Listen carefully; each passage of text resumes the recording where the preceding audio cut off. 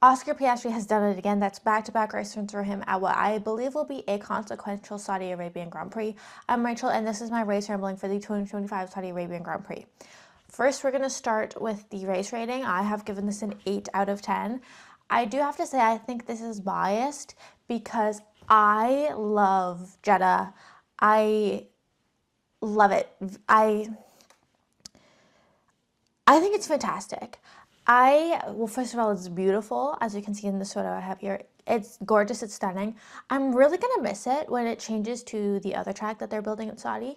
Though I trust that one will be beautiful, but I think what makes this track so special is, I mean, they say it's a street track. Is it really? Like, it is purpose-built. It feels like a street track because of the straight walls, or the very tight walls, but that's why I love it, because it is just like, there's something special about a good street track. Like, Azerbaijan is similar, beautiful but in a different way, and this just produces, I think, pretty good racing.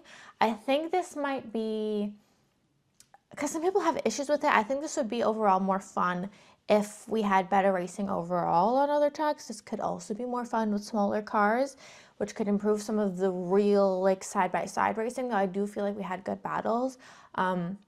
Though those are kind of from playing that DRS game, which I think, like, is fun, like, it has a purpose. Like, I don't know, I don't think there's anything wrong with racing coming from that, as opposed to, like, real corner-by-corner racing, because it does produce longer battles than we've been having recently, so I enjoyed that. 8 out of 10, maybe this could be honestly a 7, but I'm biased because I love this track.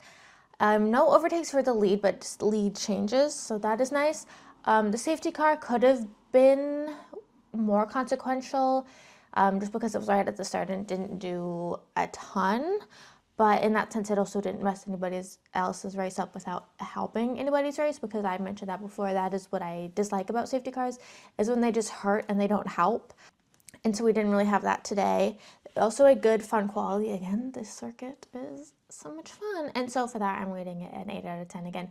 Could have been better if there's some real overtaking for the lead, but for the most part, I enjoyed this race. So let's move into the quali. So the Saubers, man. Have either of them gotten out of Q1 this year? I'm not sure if they have. It's only been like once. Man.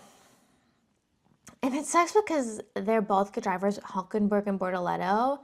But I do think that they've just, like, disregarded the season, and the focus is going to be on when it's Audi next year, which I don't blame them for. I think it could benefit them, especially as we're seeing the mid to end field is so tight that I think they might benefit from looking forward a bit sooner than everybody else is. Ocon was out P19, kind of a shocker. Though Behrman hasn't made it up as high as he could have gone, only P15. Though it was nice to see, you know what, like, I've talked about the environment at Haas, and I think that this weekend is, like, evidence of it being a positive environment, because even when Ocon was told that, like, he was knocked out by Behrman advanced forward, he had a good reaction to that. There was a point where I believed that there was a swap, so Ocon got swapped to be behind Ollie Behrman during the race, and it didn't seem he had any complaints. I have been hearing that he's kind of surprised by how out the gate good Behrman is, which I'm not surprised by. I mean, like, he's had some race experience. He's raced here specifically, though I don't think that really played to his hand here, because a lot of, like, everybody races here in F2, whatever. So I think that's nice to see. It's nice that I think now is a chance where Ocon could be starting to look like a not nice teammate, but he hasn't been, so I appreciate that, because I do feel bad for Esteban Ocon, especially I feel bad that he has been deemed such a poor teammate, and I think there's, like, mitigating circumstances for all that. Moving on to Jack Doohan out in Q1 again. Not as bad as Stroll, though, who we learned is the driver most eliminated in Q1. That is an awful statistic. He tried to, like, say that, but, like, oh, well, like, look at the car, and I'm like, well, but you do tend to get out-qualified by your teammate.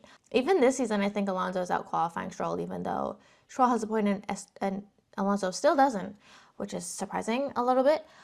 But you know what? Like, as much as I, like, will dislike Stroll, I will never truly dislike Stroll, because he's a Jewish Canadian, and so am I, and I I can't diss him. Like, he's like me, bro. I have to support him. I do. So I'm never truly dissing him. Isaac Hadjar had his worst qualifying yet in P14, but like considering that P14 is his worst ever qualifying, like this is good. And he made it up in the race, so this is like not even a talking point. But like he's really been the most, well, I guess Verstappen is pretty consistent, but he's like the most consistent Red Bull driver we have this year.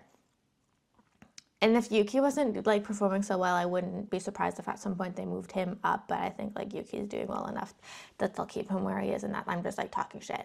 Lawson outqualified his teammate for the first time, so worst qualifying for Hadjar. One of the better for Liam Lawson up in P12.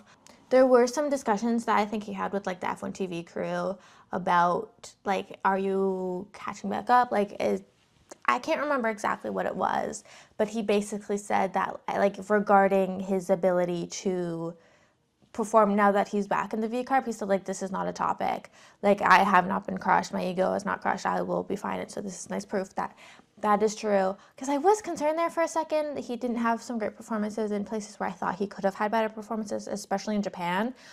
Of course, it's a knock to the confidence to start, but it's nice to see that hopefully it's not like a real destruction of his like ego in a negative way. So I'm happy to see him up there.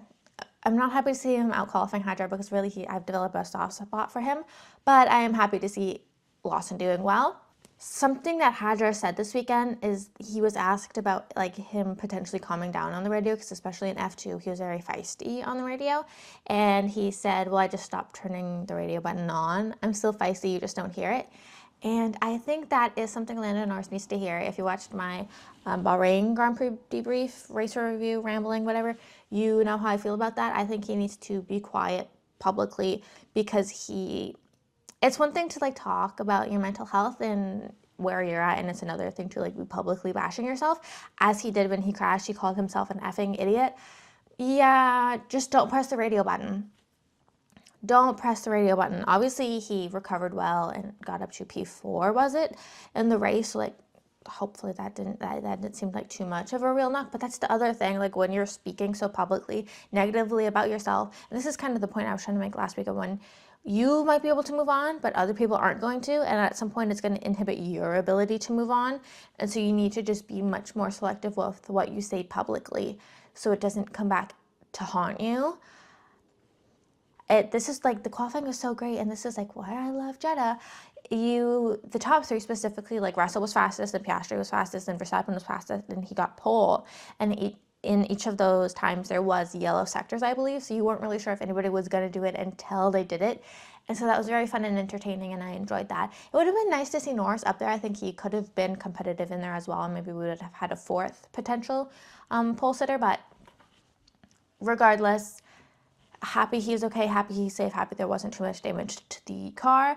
Gasly P9 is fantastic, though it does make Doohan down in P7 look worse. But we all know how that ended up. Tsunoda P8 is pretty good. Like it's very telling where we're at, that where I'm like, oh, Tsunoda P8, like not fantastic. But he's like the only one to be qualifying up in Q3 in the top 10 for some time. And he's been doing it, I say consistently, it's been like 3 races. But you know what I mean? I think this is a good replacement. Sucks for Lawson, but it seems to be working out. We have Hamilton P7. He was pretty slow. There was a point where I was kind of concerned he wouldn't even make it into Q3, so I'm happy he did. Sainz P6 is fantastic. First time he's out-qualified his teammate, that's a lie. He out-qualified Alex Albon last weekend, but there was some like maybe mitigating circumstances. He really should have gone up into Q3 and he didn't, so this is a real out-qualifying of Alex Albon. I told you what would happen. People were like starting to like not give any credit, and like to be fair, I saw somebody say on Twitter, I can't remember who, like all of the people who have changed teams are like having a slow start and actually changing teams. Like who do we have? We have Sainz, slowish start. Hamilton, slowish start. We have Hülkenberg. I don't know if you can call that a slow start or just a bad car. Was there really nobody else who actually proper changed teams? Because I don't want to really bring rookies up in this conversation, because I think that's a different thing than changing a team. But even still, like the only drivers without points left are Alonso and rookies. So there's something to say about that. Give people time. Give people time, because Sainz has never driven a Mercedes-powered car. Hamilton has never driven a Ferrari-powered car. Give them some time, but I'm happy to see Sainz is picking up. And he has also out-qualified Hamilton for the second time now, back-to-back. So there's that.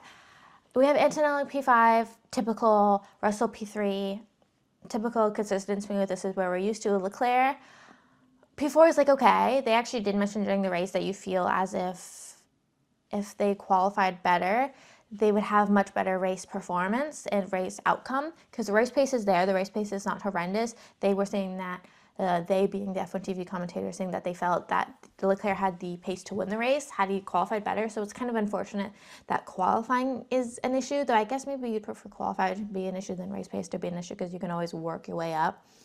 But it sucks to be falling back. But still, at this point where track position is so important for qualifying to be an issue is frustrating, to say the least. And you can tell that Leclerc feels similarly. Piastri P2 was a bit of a surprise. I thought he would have been higher up, but like Verstappen, what can you say? Like literally, what can you say about it? Every time he wins something, I'm like, again? I'm still not used to it. But it was a very close session. I was at a point where Verstappen was only 1,000th of a second away from the previous time, that's what I love. That's what I want to see. You want it to be all close like that.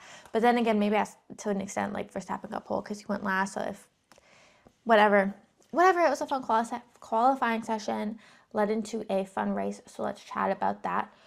We have to chat about the incident between Piastri and Verstappen first. They were saying right before the race started that they were like, this is not necessarily the time for Piastri to be like playing chicken. And I was like, are you kidding me? He's going to play chicken. And he did. But I don't really know if it's fair to say he played chicken, because I don't think he did. I think he was fairly there and he fairly had the corner. And I'm just like making that face because Chris Midland tweeted right before I started recording this that Christian Horner printed out a photo of Max being maybe slightly ahead at the apex and was showing it to journalists to be like, oh, he was ahead, he shouldn't have got the penalty. Dude, shut up. And then Verstappen on the radio being like, he knew he wasn't going to make the corner. He made the corner. You didn't. That, like, it's, in some senses, it can be fun to watch the Verstappen dominance, because it's just like a bit of a marvel, because you're just like, how the hell? But like, he doesn't back out, and sometimes you should. And that's the other thing. They were saying, I think it was Julian Palmer, was like, he's never one to give back a position. He's never going to give back a position. He's going to let the stewards decide. And I think that kind of like ego is the whole issue Red Bull is having right now. They don't know when to back out, even when it's a benefit to themselves.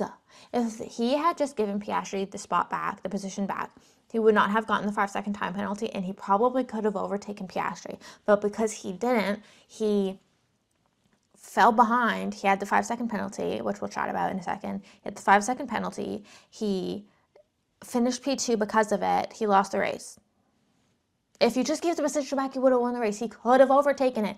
But the 5 seconds was enough that he lost it. That's the thing. That's the ego getting in the way. And just to like have a photo printed out and be showing it to people, being like, hey, look, shut up. They're not going to change the result. They're not. They can't. And it's like, it just irks me. And Chris Midland replied to his tweet and said, one team boss, not from McLaren, saw it and said, let it go. He was not making the corner. Yeah, he wasn't. He wasn't making the corner. Just move on. Now let's talk about the 5 seconds. Was that correct? I don't know. It's the routine. It's been the routine for a little bit that the FIA will not tell somebody to swap back positions. And I think that is fair. You have to either do it yourself and you won't get a penalty, or if they don't do it, they will give you a penalty. It won't be a swap. I think that's appropriate because it can take a while for the FIA to make decisions. I mean, even think about like the incident at the start. They waited to do that after the race. Like, why? Actually, literally why? Because it's not like it's like, oh, if you needed to talk to the driver, you could have. They were both out of the race. We'll talk about that in a second. But So I think a penalty is fair because by the time the FAI decides what to do, you might not be able to give back to position. So a penalty is just something you can apply to everything and make sense. But why did Verstappen get 5 and why did Liam Lawson get 10 for the same thing? That's where it doesn't make sense to me.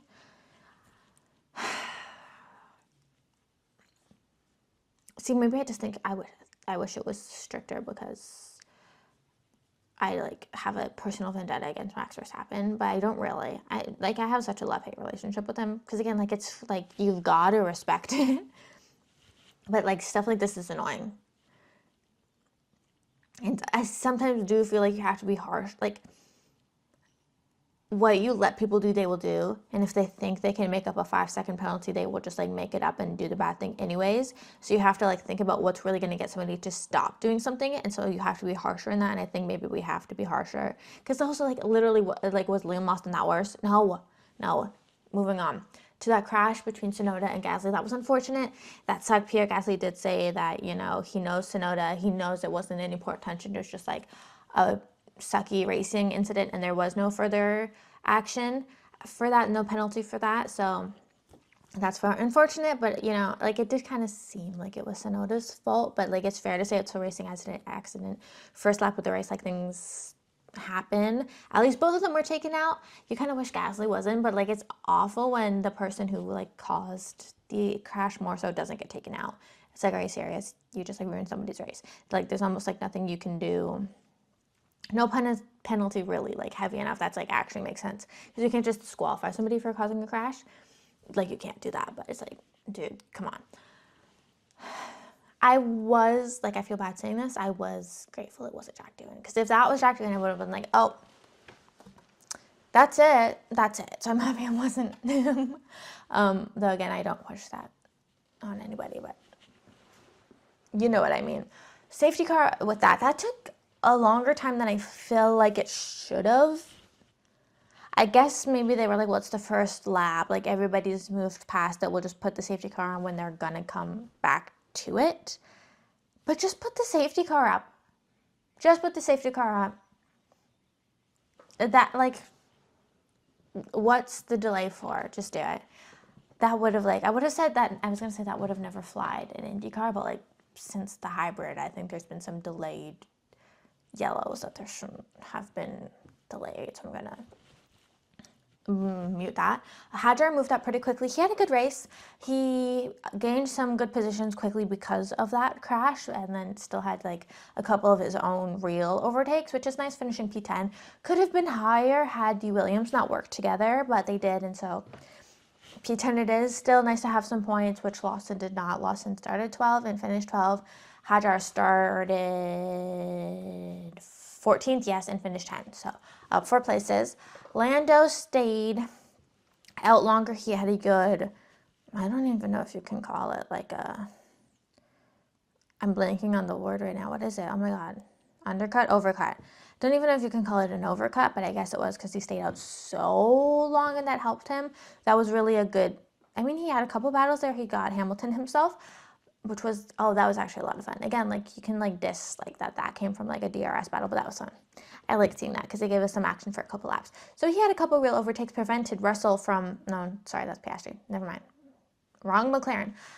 But yeah, a good couple overtakes, but mostly a good strategy for Norris that got him up there, and thank God he did because this could have been a lot worse championship-wise for him. We'll talk about that more. He was already not leading any longer, but this could have been much worse, so he'll be happy that he had a good strategy, and it wasn't. He better be thanking his strategists today. Russell had a bit of a tough race, back down to P5. He got overtaken a couple times, tried to make a move on Piastri on that safety car restart. Didn't work out. Got overtaken by Leclerc, got overtaken by Norris. We'll talk about him a little bit more because there's things people are saying about him that I just really disagree with. I just think let's be realistic. But again, I mean, it's still only, what was this, the 5th race of the season? Australia, China, Japan. Yeah, 5th race of the season. There's a lot that could change. But, be serious. Okay, no penalty for Norris there.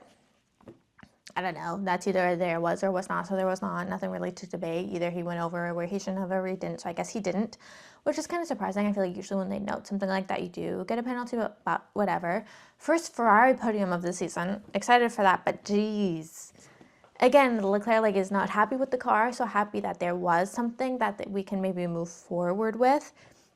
And again, like there are changes coming soon-ish when they tighten up those rear wing regulations, so there could be movement there. We'll see. That's why I'm saying, like, I'm hesitant to say, like, oh, I feel like this is the direction we're heading, because we haven't even really gotten a ton of upgrades yet. But I don't know. I think maybe we're like, Verstappen had a good start to the season last year, and that's what won him the championship. So it kind of feels like McLaren having a good start to the season could be winning them some championships.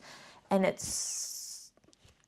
it's anything like last season, it's not going to be somebody else jumping up being clear. It's going to be movement. Like, even if it is Ferrari and Mercedes improving, it's Ferrari and Mercedes improving. They'll take points off each other, and McLaren won't fall off, could not fall off enough that it makes that it lets either of them get enough points. You know what I'm saying? And then we have Piastri wins again. Verstappen could have won him the race if he just gave him the spot back. But happy for Piastri, he managed himself well, kept cool and calm as he does, of course. That's his way. And first multiple race win of the season and his first back-to-back race win. So that's nice to see for him. I do like him. Some people like don't like his like cold demeanor, but I'm like, well, it's kind of, I don't know.